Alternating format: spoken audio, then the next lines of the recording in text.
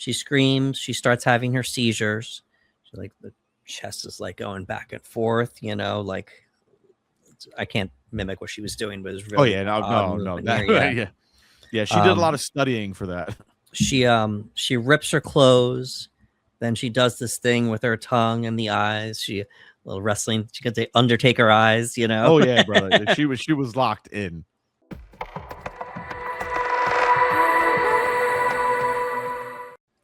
Hello, friends. I'm Anderson Marchak. And I'm Ricardo Segura. And we are the Panel Bros. Welcome to the panel. Welcome to the panel. Yeah. Well, here we are.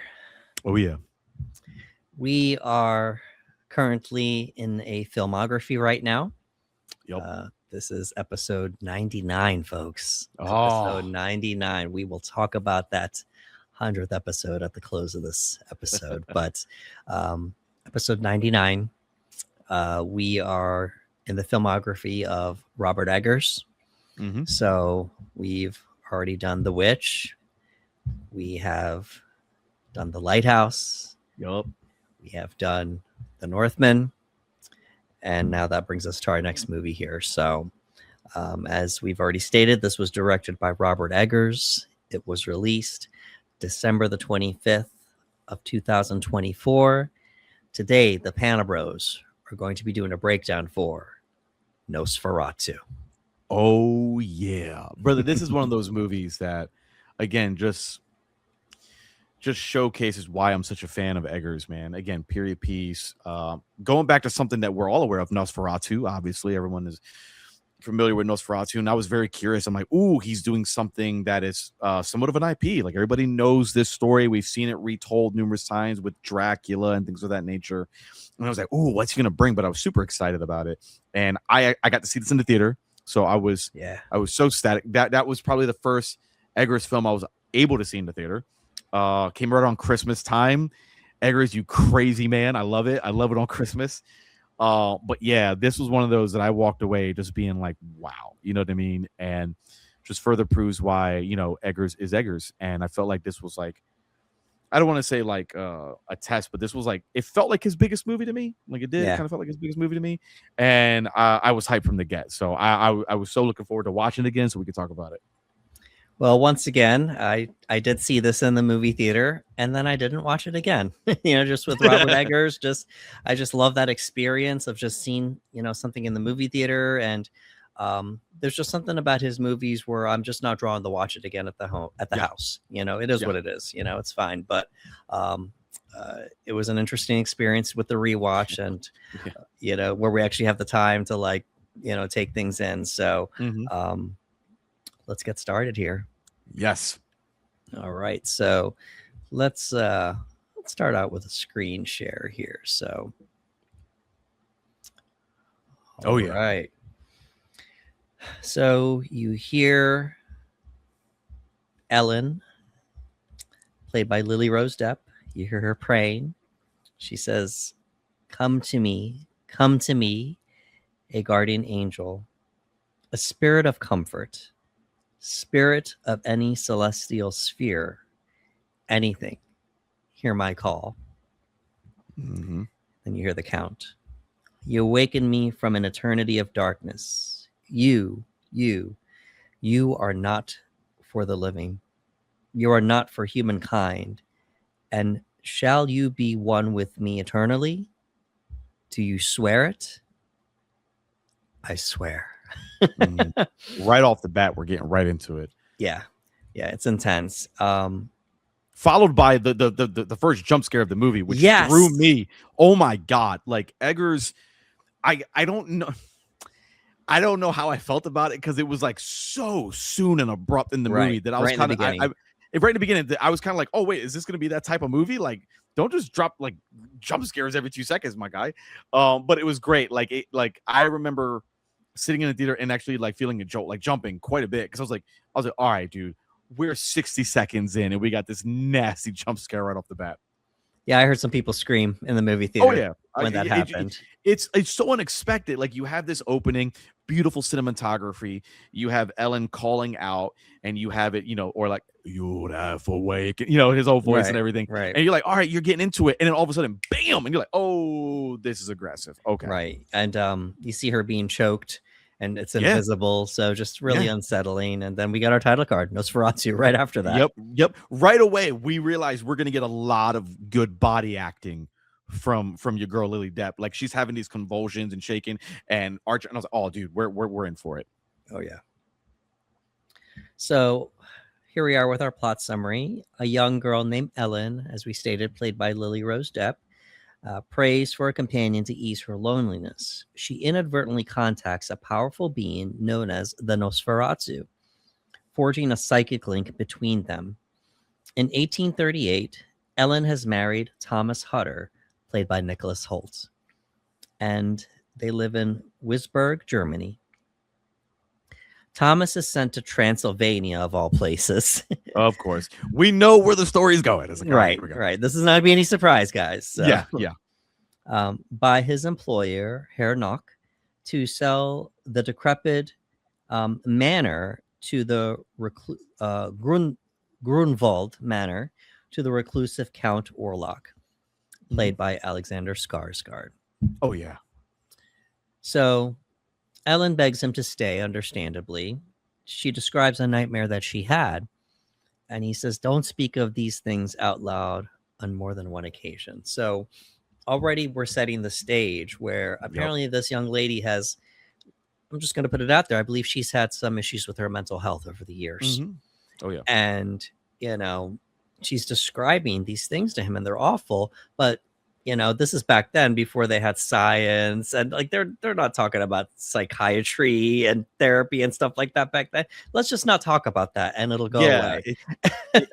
It immediately sets the tone for like how they handle these things, as you mentioned. Like, this is her husband, and she's explaining, like, I've had these dreams, these awful things. He's like, oh, don't speak of this, and immediately I'm like, that's not okay, man. Like, that's right. But that's how it was. It's like, it's not okay. It's like, no, like, let her talk. She's clearly upset. This is not someone who's putting on a performance. She's clearly upset at the idea of him leaving, her being alone and dealing with it. And us as viewers, we know that there's much more going on, something much more sinister. But for Thomas, it's like, hey, like, we took care of that. Like, it's in the past. Like, don't talk about these things. And it's like, oh, no, that's not a good thing. If something were to come back up in our lives, we should communicate about it. But again, it's setting the stage. He leaves Ellen with his friend, Frederick Harding, played by Aaron Taylor Johnson, and his pregnant wife, Anna, played by Emma Corrin. They have 2 daughters as well. Unbeknownst to Thomas, Nock is actually in league with Orlock. So we get to a cutscene of Nock. He's nude in a summoning circle of sorts. He sings his praises, Orlock's praises, and reaffirms that it is as he wishes with Thomas coming. It's like, my lord, it is as you wish, and it's real demonic too. Like, you got the whole circle with the candles and everything, Yeah. Just really wild. So arriving in a Transylvania hamlet or a place is Thomas, and he is shunned by the locals when he mentions Castle Orlock. The innkeeper tries to get him to leave until he offers to pay double the board. Oh, yeah. So no one in town wants to do anything with Orlock, obviously. Nope. They're immediately. They're like, this guy's bad news. You need to get out of here. I'll pay double. It's like, all right. Like, brother, I don't know. Oh, my God, man. I don't know. They were giving him so many warnings. And it's like, Thomas, if there was any reason to go, take it from the people that are very close to this area. They're begging him. They're like, do not stay here, dude. Get out of here. This is bad news.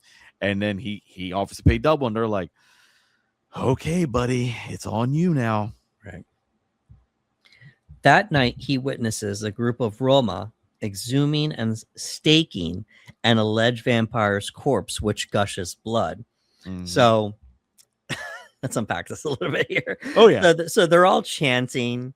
And then we have a nude woman on a horse. Yep. And immediately I'm like, are they sacrificing somebody? Like, right. Like, what are we doing here? Like, right. What are we doing? Like, oh, no, this is just a part of the, the ceremony, so to speak. Whatever they're doing.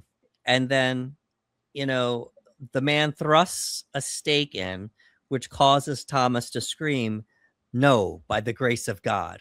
Yeah. Like he couldn't hold it in anymore when he saw that.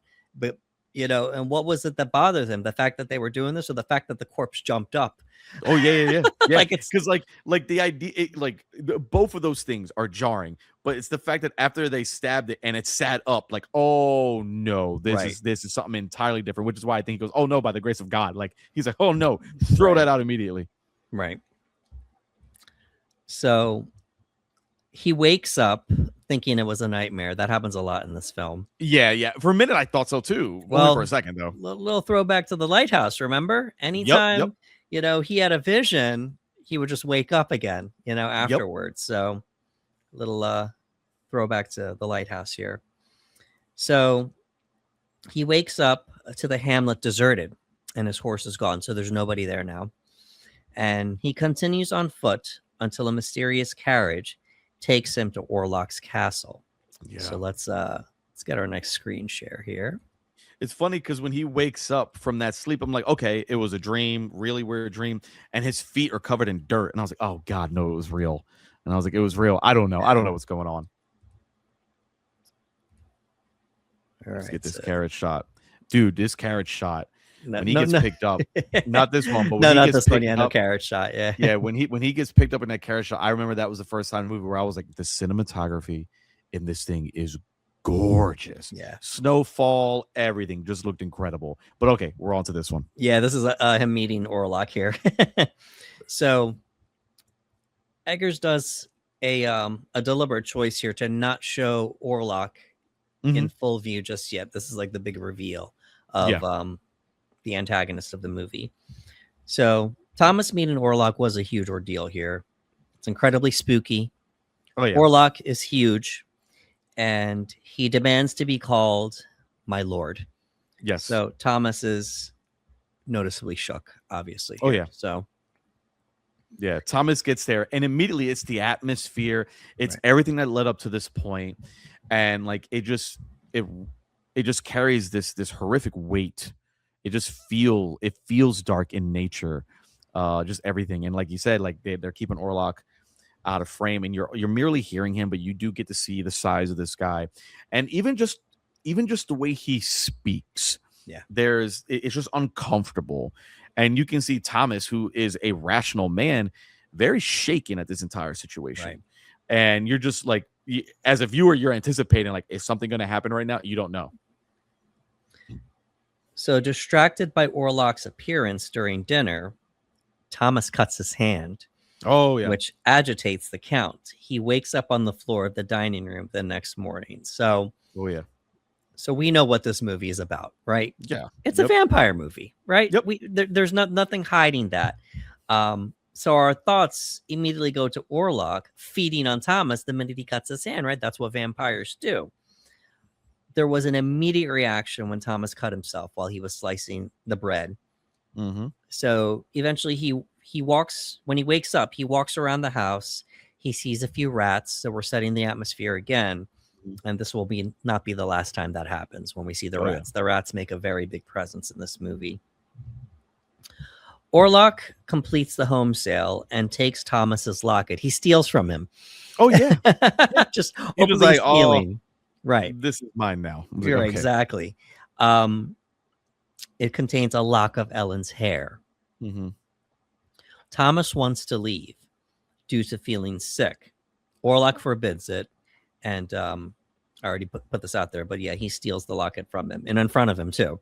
Oh yeah, like he just takes it and like it's Thomas discovers bite marks on his chest and becomes increasingly ill and fearful.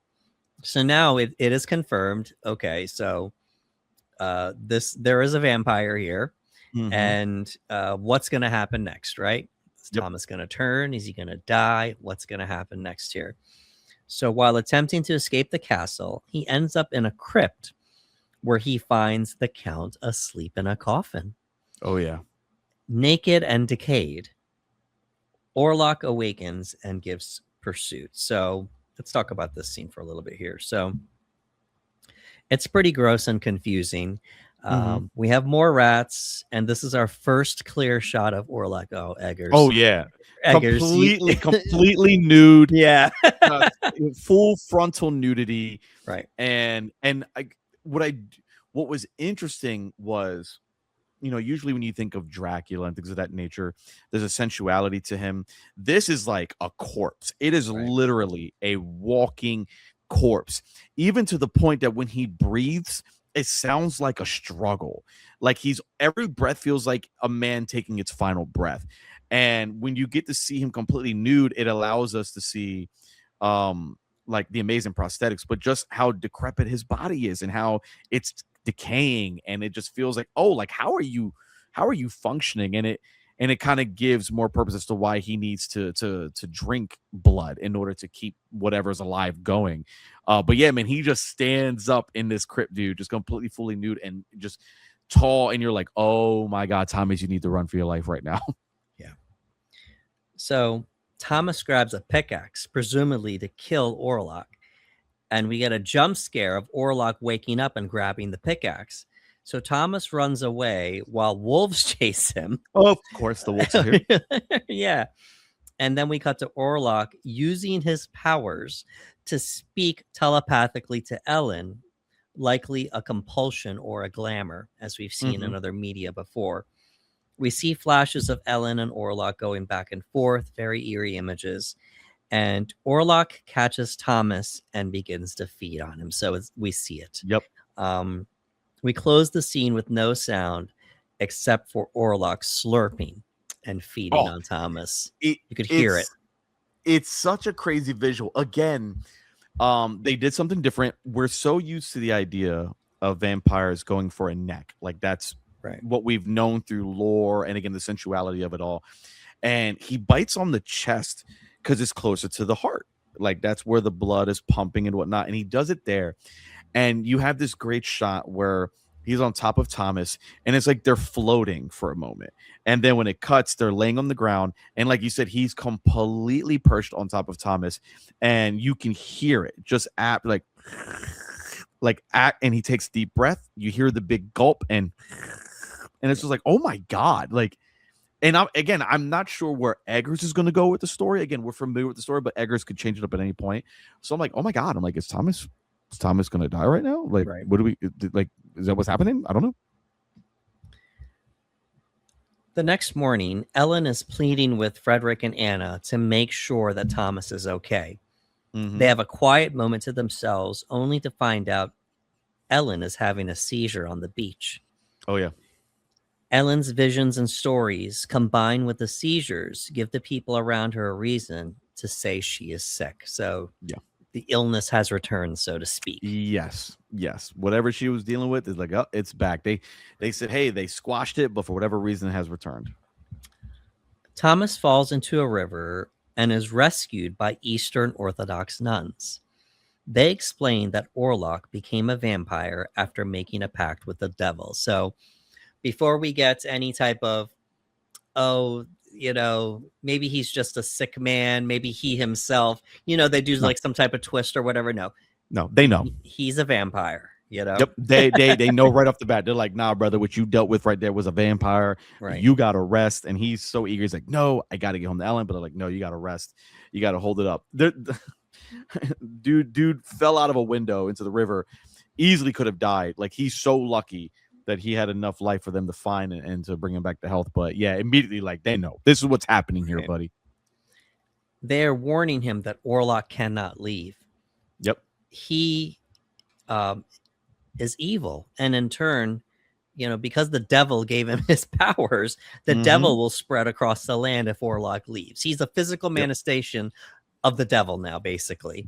Yep. Thomas tells them it's too late, and he knows that Orlock is seeking after Ellen at this point. Now he knows. So he knows. Let's get our next screen share here. Get our group of folks back at home. Oh, yeah, the Christmas tree in the background. Yeah.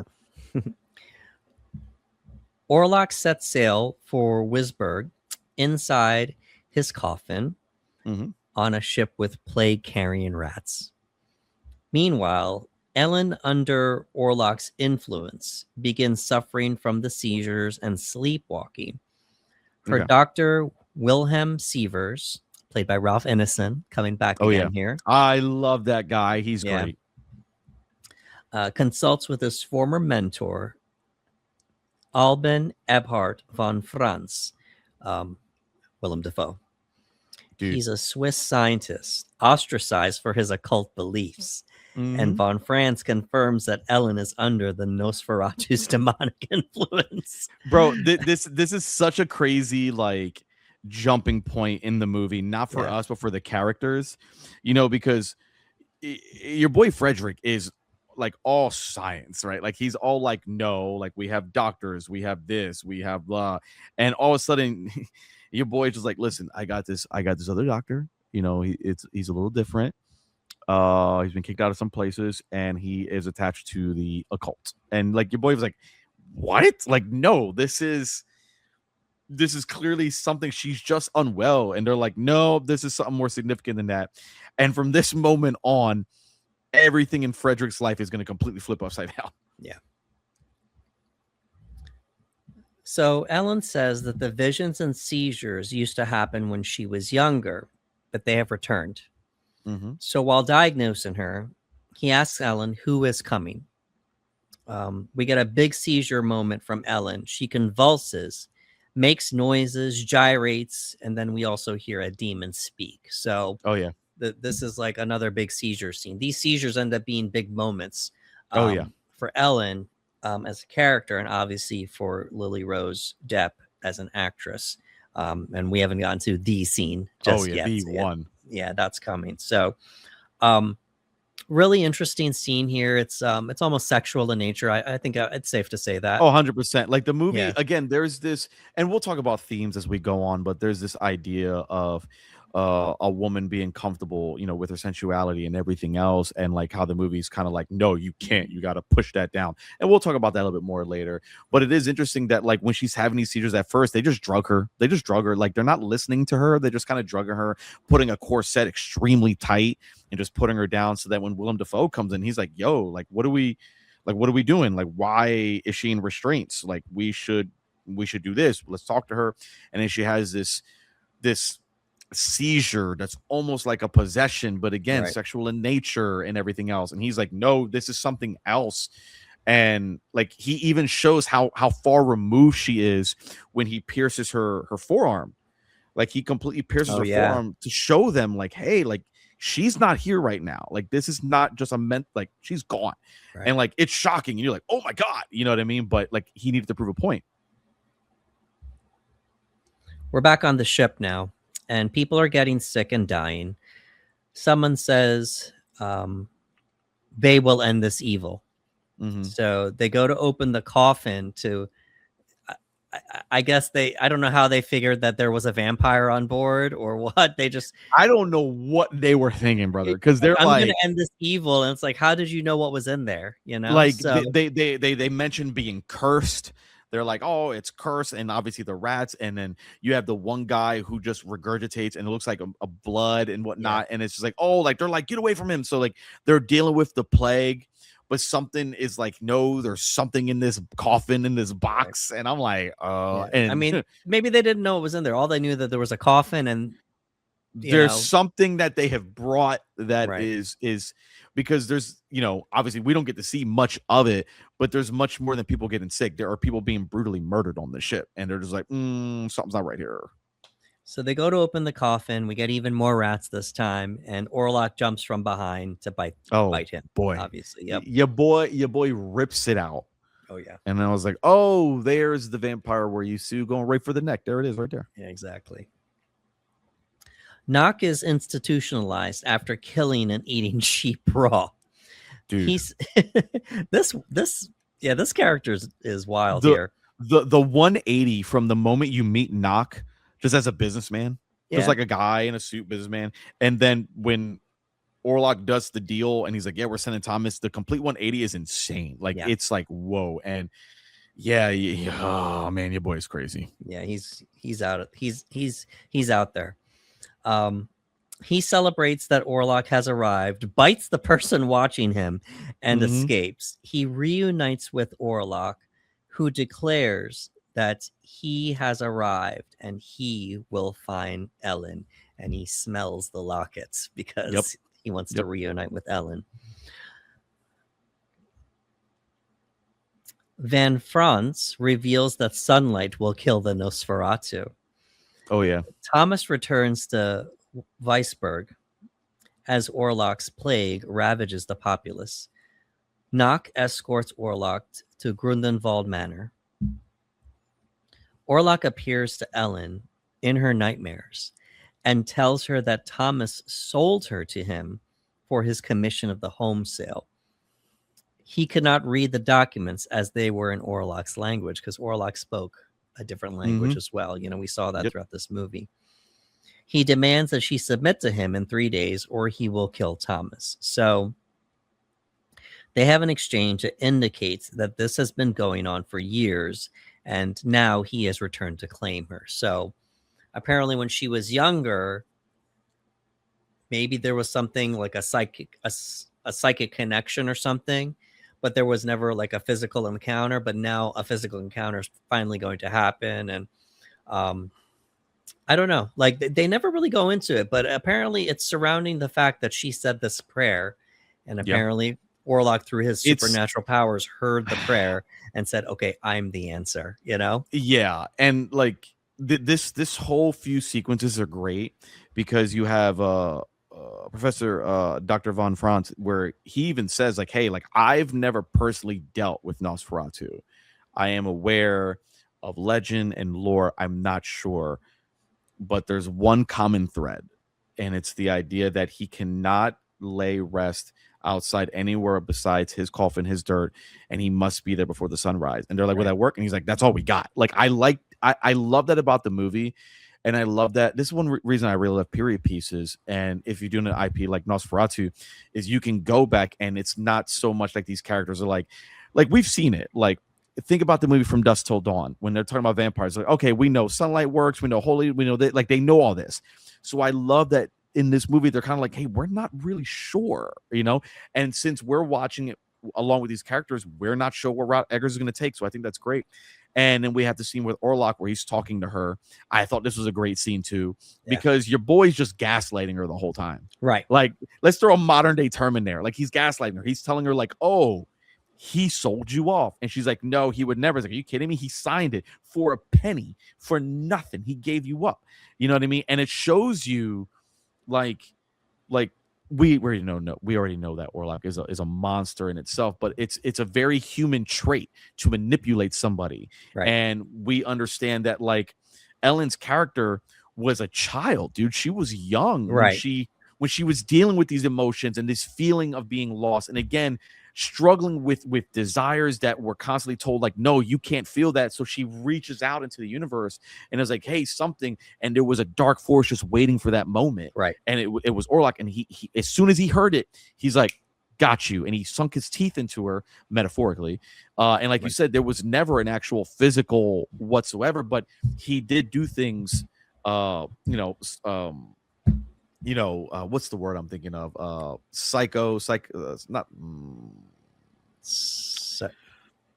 When you use your mind, telekinetic, that kind of stuff. I can't think of the right word. What word am I thinking of?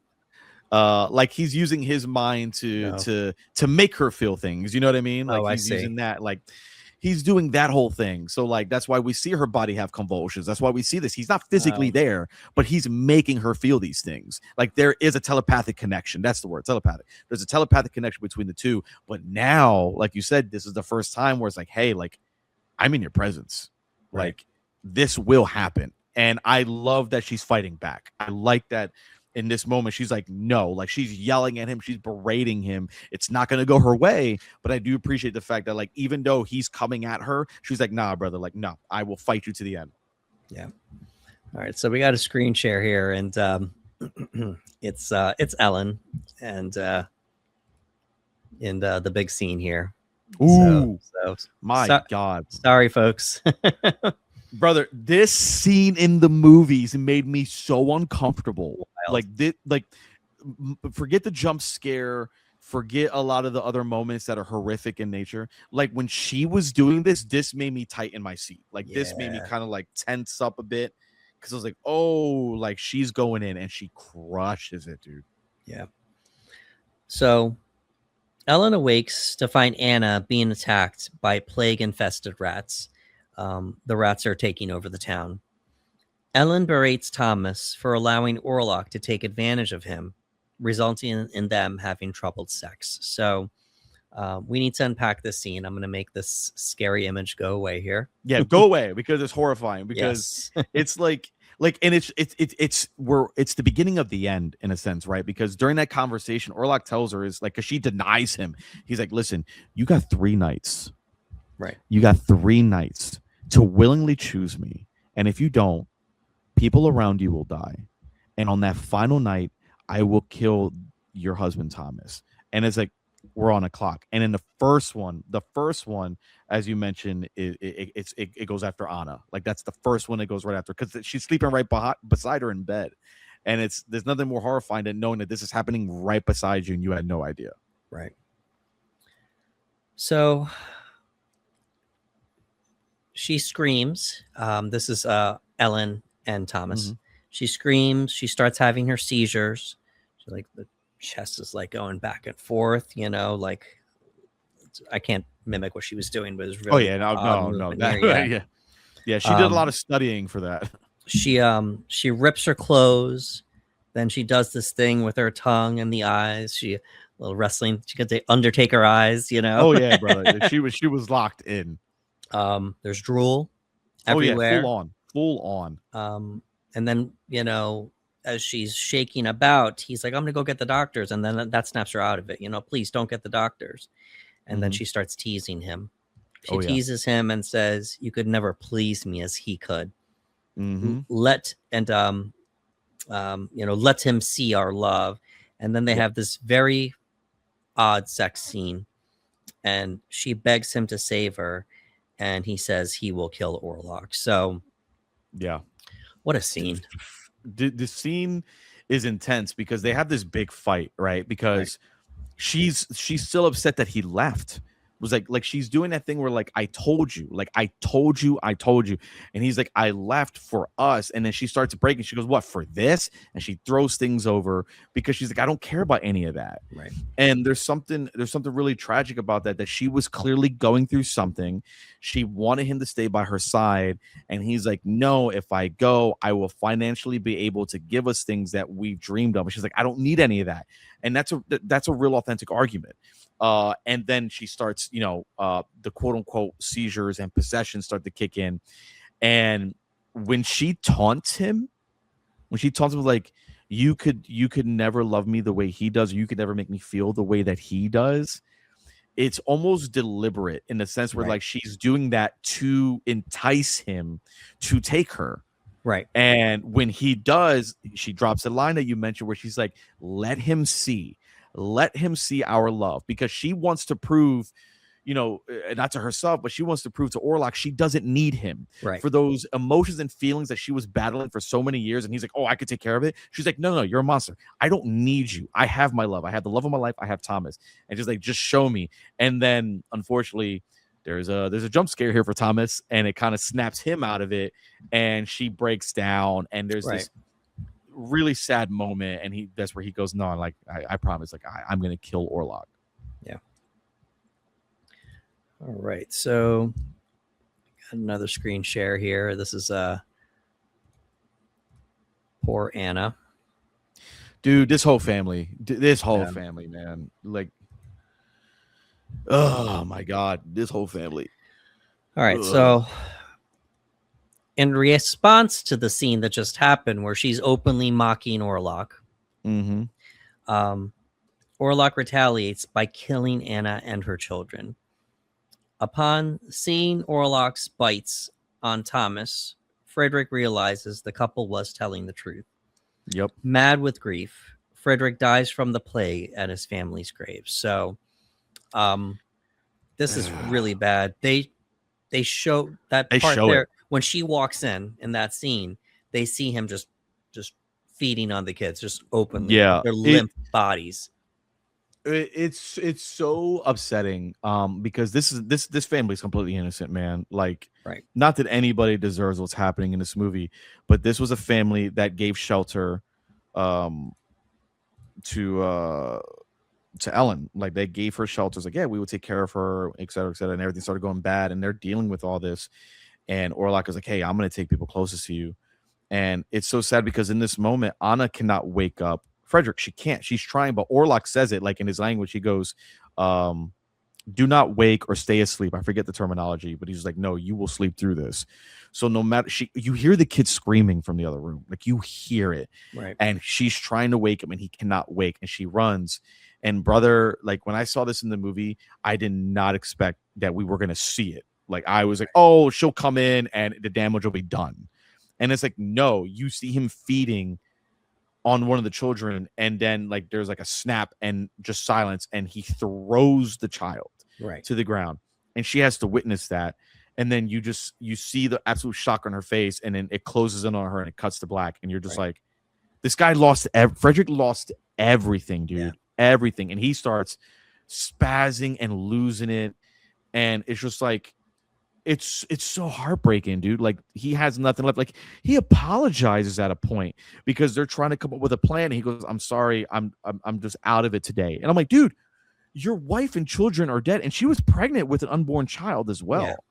Like, oh, dude, too Very heavy, sad. too heavy, too Very heavy. sad.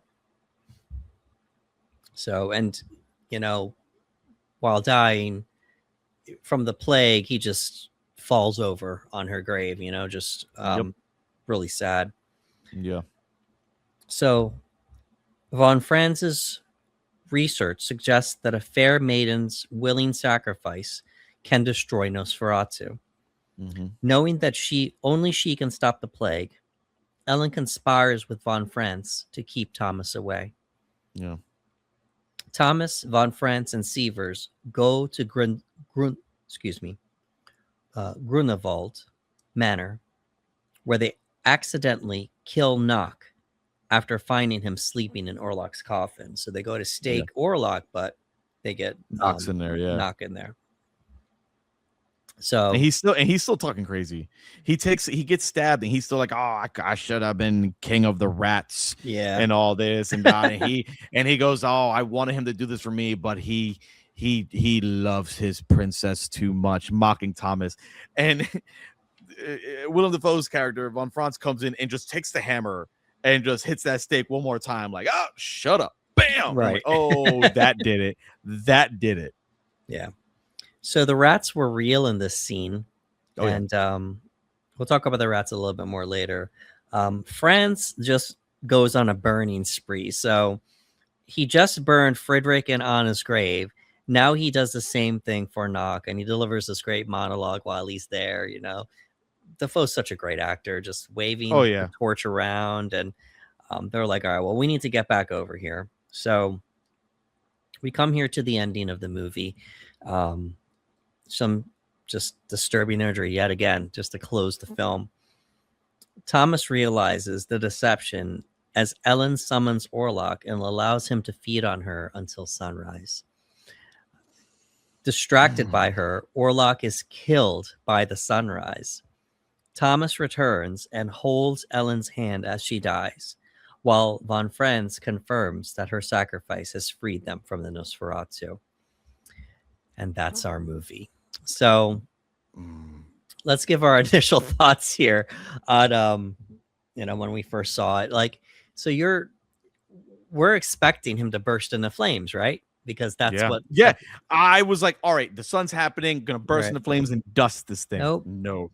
No. He just shrivels up and dies. That's pretty much it, you know? Oh, dude, he bleeds from everywhere. Yeah. Like eyes, mouth. To my understanding, they shot more footage of him bleeding from other areas of his body, and they were like, it's too far. Like, they were like, it's too far. Like, we don't get to see all that. Like, I wanted to get a screenshot of that because it's a great shot, but too graphic. We can't. Too like, graphic. The whole ending, and I was talking to you earlier off the air, was like, I don't know what it was this time, but I got really emotional this time. The first time I saw it, I think I was just more like, oh wow, like kind of shocked. But this one I got really emotional when Thomas is running, because I'm like, I know in my heart he's not gonna make it. Like, all he wants to do is protect his wife, and he can't. And that is horrifying that he wants to be able to do this. And when they go and he realized that he's been tricked, and Franz is like, hey, like, this is the only way this can happen. And like, Willem Dafoe as an actor just goes balls to the wall, right? Like, he just goes, there's no other way. And he's screaming, he's yelling, he's lighting, he's doing the maniacal laugh, like, Nosferatu will die. And it's great. Yeah. And Thomas is running, and he's running completely across town. Like, this is not a block over. Like, he's running the entire town, and the sun's coming up, and he's just running. And I'm like, dude, he's not going to make it. I was getting choked up because he knows there's nothing he can do. And, you know, Ellen was willing to make that sacrifice. She was willing to make that call to stop the plague and to stop this eternal torment that wouldn't just affect her, but everyone around her. Like, Orlock will not stop. He will not stop. Thomas would die. It would continue. Nothing's ever going to get better. And the fact that she willingly does the I do, she's almost in like a wedding dress. She's got a really nice gown and whatnot. And it's almost like a marriage, if you will. And they share the kiss, and then they become intimate. And then when he bites her in the chest, I'm like, uh-oh, this isn't good. And as the sun's coming up, it's such a great shot. The sun's coming up, and he acknowledges it. He looks, and she's just like, it's so faint. It's so faint. But she whispers more, like, come back for more. And he comes back, and it's his own downfall. And I love this too, because as he is dying, as the sun comes up and he's screaming, she takes all the strength she has left in her body to sit up. And it's not romantic. It's not to hold him in my head. She's not holding to be romantic. She comes up to hold him like, I got you. Yeah. Like, I got you. Like, you thought you had me. You thought you had power over me. And it was my power over you that brought your demise. I did this. And it's such a good moment. And I'm just grateful that Thomas was able to get there while she still had some life left, so they could have those final moments together. And it's just deeply sad. But man, what an ending, dude. Just what an ending. Yeah, pretty wild ending. I like that you pointed that moment out where she just held him, like I got you. I love it. It's again, it looks like someone, you know, comforting, but that's not what that is. She just doesn't have the strength. But it's like, no, I got you. Right, because he was so infatuated with her. Yep. And she knew for years. And then she knew that he had that, it's a sickness, you know, to feed. So it's like, oh, you're just gonna feed on me all night. And I'm not gonna, I'm gonna die, but I'm taking you down with me. Taking you with me. And I'm like, yeah, that's a baller move right there. Yeah, it's pretty awesome. And then the final shot is just them on the bed. You know, he's and you get to see his dead body's laying on top of her, and she's there, you know, just to the side. Yep. So let's take a look at the box office and Oscars here. So we had a budget of 50 million, and look at this. We finally had a larger box office than usual for Eggers. Good. So the budget was 50 million. The box office was 182 million. Good. I would say that the Christmas release helped. And it was marketed as a horror movie, as it should have. Yeah. A lot of people went to this expecting like a more traditional horror movie. Oh, no. But, you know, it's fine. Eggers, baby. Exactly. And it didn't stop people from going to see it. You know? Yeah, so, I think, I don't know. I'm curious if, I'm wondering if it was the move in the sense where he planned it, because choosing Nosferatu, again, everyone knows Nosferatu, right? Everyone knows. When people think about the earliest films, you're talking about Nosferatu. You're thinking about the Dracula following and Bram Stoker's and all these that pay homage to Nosferatu and whatnot. It's an IP. And it was kind of like, I wonder if that was the plan. Like, hey, I want to work on Nosferatu. He's always said that he's been a big fan of Nosferatu. But I wonder if there was a part that was kind of like, hey, like, I'm going to do this because it's an IP. So it should do better, and that'll give me more favor with the studio to then do what I want to do next. You know what I mean? Yeah. Because again, like, I love The Lighthouse. I love The Witch. I love those movies. I love The Northman. but I don't think anybody was walking away being like, those movies are gonna make bank. You know what I mean? Right. Like Right. The Witch is a slow burn. It's a great movie, but it's not for everybody. The Northman is not a horror movie. It's a vengeance story, but it's a period piece, and we know how some people are with period pieces. You know what I'm saying? And The Lighthouse is just weird, dude. Right. That's a weird movie, and I love it. So again, these are movies that are not really like, oh, these are gonna be blockbusters. But you take something like Nosferatu, that's an IP that everyone's familiar with. And they're like, oh, we have a director, we have Eggers coming in here, work on IP that everyone knows. It's an established character everybody's aware of. He's gonna put his spin on it, and he's dropping it at Christmas. I was like, dude, that was a good move. That was a good move. Exactly. So here we are with some Oscar nominations. He had 4 Oscar nominations. Unfortunately, no wins, but we had Best Cinematography. Oh, yeah. Best Production Design, Best Costume Design, and Best Makeup and Hairstyling. So finally, we have the Academy just recognizing him a little bit more than usual. Yeah. And unfortunately, more snubs for Robert Eggers. So a lot of people felt that Lily Rose Depp was snubbed. But the bigger ones were Bill Skarsgård and Willem Dafoe. That people said that if they got nominated, nobody would have, batted an eyelash. And then Robert Eggers was in consideration as a snub as well. Oh, yeah, because the whole movie, from a technical aspect to just the story, and like it's written and directed by your boy Eggers. You know what I mean? Like, I would have loved to see him get a nomination. Absolutely. Yeah. Alrighty, so let's move on with some trivia here. In regards to some of the physically demanding sequences in which her character, Ellen Hutter, becomes psychologically tormented by Orlock, Lily Rose Depp got inspiration from Japanese, I think it's Buto, which is a Japanese performance art form. As Depp explained, it's the idea of letting your consciousness and yourself kind of float away from your physical body. You become an empty vessel for something else to take over. She also had a movement coach, so it's very organic. Yeah. When she did those things. And you can see it, man. That's not easy to do. Right. Like the control she had over her body, in a sense, like people would assume, like, oh, did they have any visual effects team work and do things? Like, nah, man, she just did it. Like she did a phenomenal job. Again, like I said this off the air as well. Like nepotism exists. It exists in Hollywood. It exists in film. But when someone can perform and has like real talent, you can't be mad. Like she impressed me quite a bit, and I was like, oh, dude, she's great. Yeah. She's great in this. Yeah. As with Willem Dafoe, who wanted to work with director Robert Eggers after seeing The Witch, which led to their first collaboration in The Lighthouse, Bill Skarsgård wanted to work with Eggers after seeing and enjoying The Witch as well. Sometime after this film began its early development and after The Witch's release in 2015, Skarsgård reached out to Eggers and eventually met him.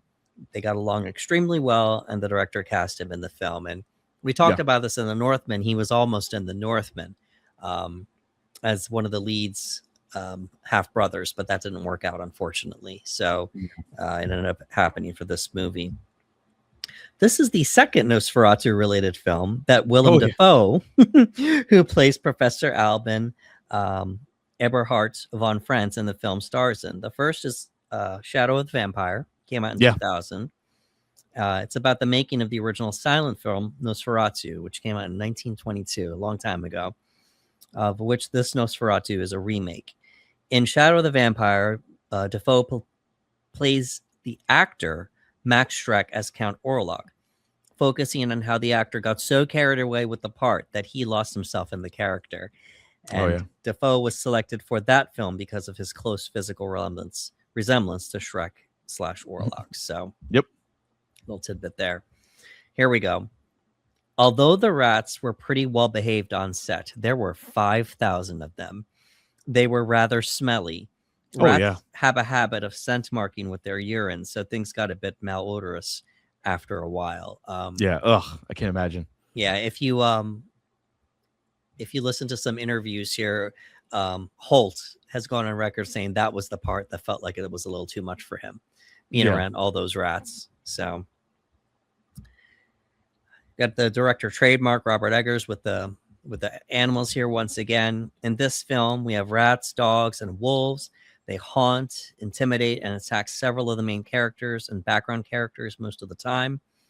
In The Witch, we had farm animals such as goats, chickens, and rabbits haunt and intimidate the family. In The Lighthouse, seagulls constantly haunt and intimidate Thomas Howard throughout the film. Yep. And then obviously in The Northman, we had the fox, we had the wolves, and the ravens, of course. So little director trademark there. Let's give a shout out to the cast here. Oh yeah. We have Lily Rose Depp as Ellen Hutter. We have Nicholas Hoult as Thomas Hutter. We have Bill Skarsgård as Count Orlock / Nosferatu.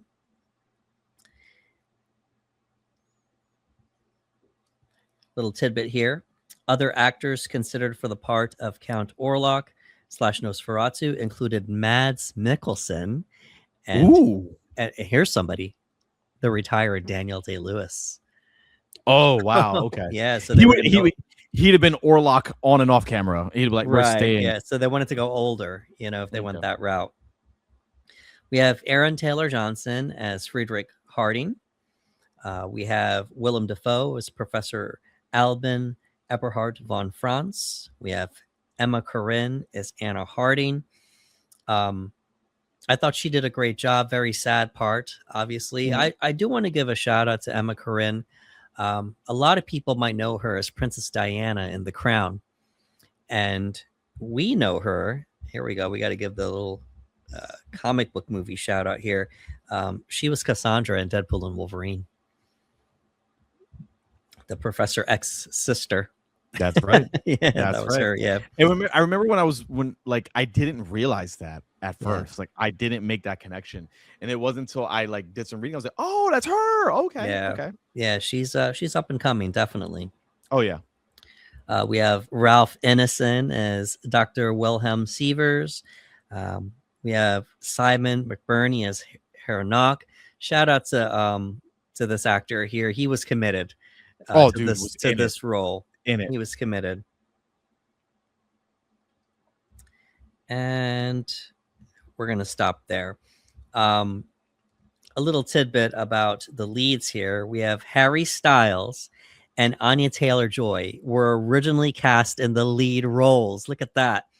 Styles dropped out due to scheduling conflicts, and the project was delayed, which resulted in Taylor-Joy also dropping out later as she was filming Furiosa, a Mad Max saga at the time. Lily Rose Depp took over for Taylor-Joy's role. So that would have been an interesting film if it went that route. Anya Taylor-Joy, I would have loved to have seen it. Harry Styles, I don't know. I don't know. And he might be completely capable. I've never seen him pull a performance like this because like Nicholas Hoult is incredible. He's great in everything.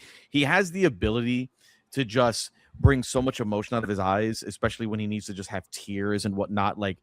There's an intensity to Nicholas Hoult that I really appreciate. Right. It would have been interesting to see. I'm not gonna lie, but I think in the end it definitely worked out. Anya Taylor-Joy, I think, would have been incredible, but I don't think I needed to be proven that. I already knew she was incredible. At least here, I got to see, at least for me personally, I got to see a talent that I was like, oh, I didn't know she had this.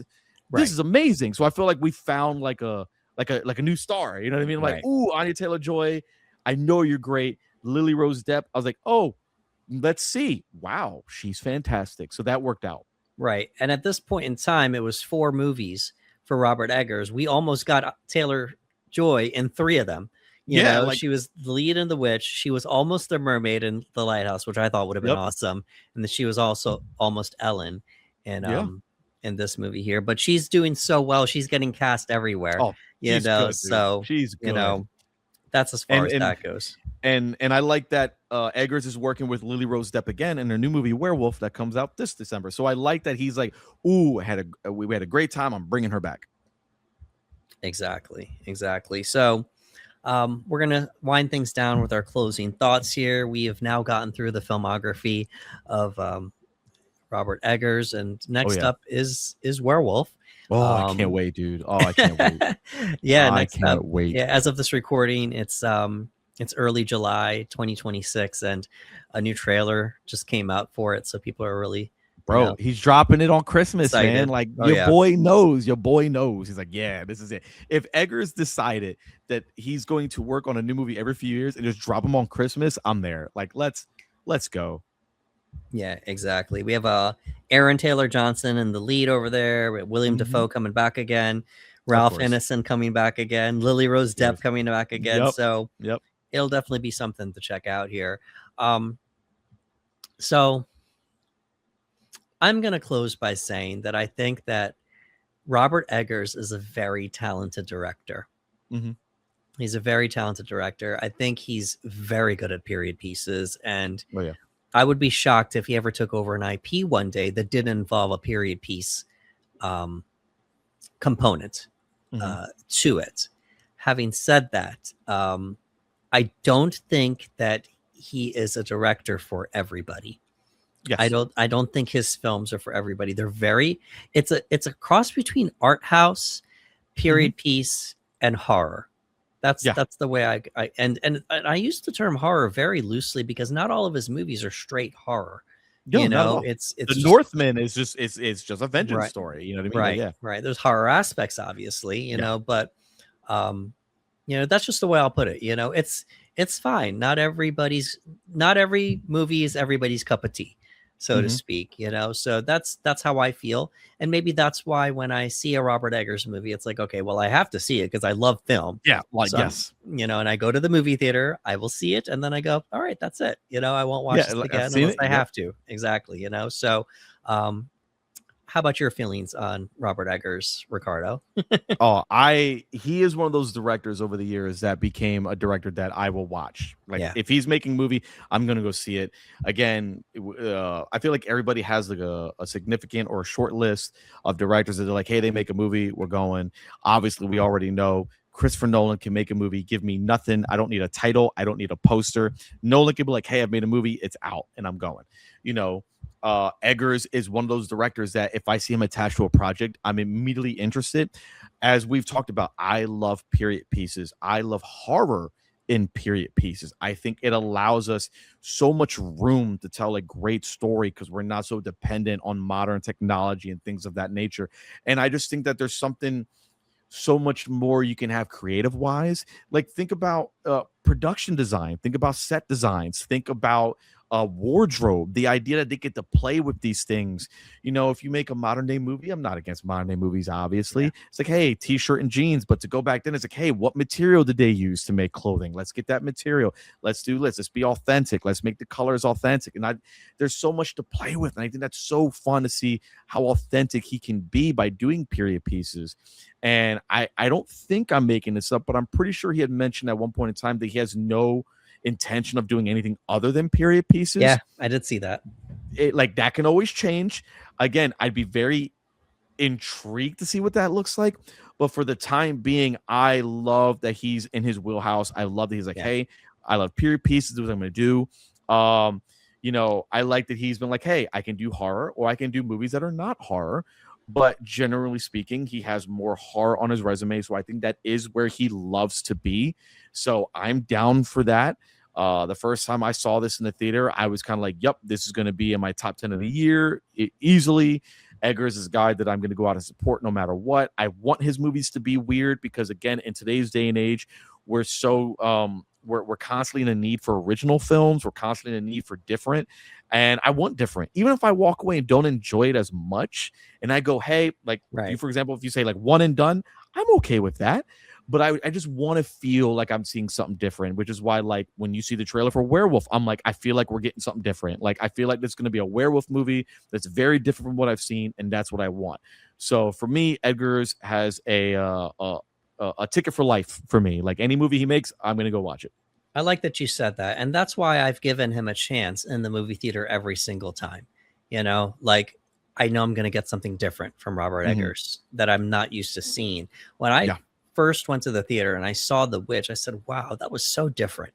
What a fresh take on a genre and the subject matter and such. Obviously, you know, he kicked things off with A24 before they became the A24 that we knew today, you know, so it's really cool. But I like what you said, you know, like you're going to get something different when you see a Robert Eggers movie, but not so different that it's just going to go flying over your head. Yeah, like I don't want to name other directors right now, but there's a few I can name that. Whereas like, oh, you're deliberately trying to be like, I don't feel like Eggers is trying to be weird. I don't think Eggers is trying to be something that's confusing. He's just making something that he loves. He's not trying to do anything. He's just making it. And I'm like, yeah, man, be weird. I want the weird. Keep doing the weird. I think when we did our breakdown, I think the only time where he said it was on purpose was The Lighthouse. He said, I did that on purpose, where you didn't really know what was happening. Because it's meant to be ambiguous by the end. You're meant to play with it, which is completely understandable. I'm like, okay, that's fine. Right. But, you know, shout out to just great filmmakers just doing different things, like taking a shot. And, you know, we got to support them more. Absolutely. Absolutely. Yep. He has a ticket for life for me. Alrighty. All right, folks. That was episode 99, the Panel Bros breakdown for Nosferatu. If you could please give us a like, share, and subscribe on YouTube at the Panel Bros, we'd appreciate it. The more you do that, the more it helps our reach. If you could also comment below, let us know your feelings on Nosferatu and how you feel about Robert Eggers as a director. Please let us know that as well. So, folks, we just finished 99 episodes. Oh, yeah. The big one, episode 100, is coming up. We are not going to let you know just yet what we are doing, but we wanted to let you know that we are planning something very special. And it's going to be a very memorable episode. We are going to announce it so you know when it's coming and when it will premiere and the subject matter and such. But we look forward to you sticking around for that. This is wild, Ricardo. We're about to do 100 episodes. 100, baby. I'm excited. I'm excited. Yeah, I'm excited too. And I think we're going to spend that episode just gushing about how we got there and such. And that'll be great too. So please stick around for that, folks. Oh, yeah. For Ricardo Segura, this is Anderson Marchak saying thank you for coming to the panel.